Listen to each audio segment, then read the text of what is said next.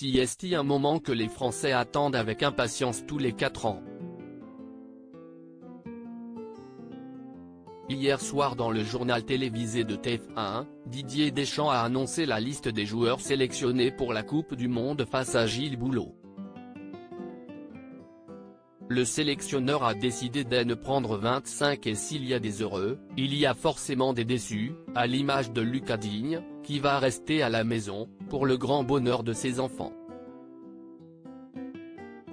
Une liste qui réserve plusieurs surprises, et si l'on ne s'attendait pas vraiment à voir Jordan Verretou partir au Qatar, ce qui a beaucoup surpris Daniel Riolo, CST, surtout la composition du groupe qui interroge.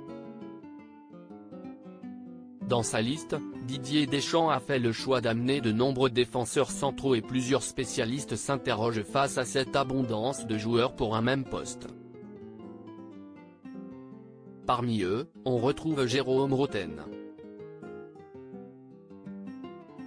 L'ancien footballeur de 44 ans passé par le Paris Saint-Germain s'est reconverti dans les médias et depuis plusieurs années maintenant il anime sa propre émission sur les antennes de RMC, Rotten s'enflamme. Ce matin, il était l'invité d'Apolline de Malherbe dans Apolline Matin, où il a pu faire part de son incompréhension face au choix du sélectionneur. Je n'aime pas forcément cette liste.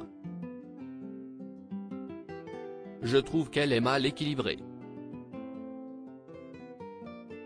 On a beaucoup de défenseurs, surtout des défenseurs centraux, même pour jouer sur les côtés, a-t-il déclaré.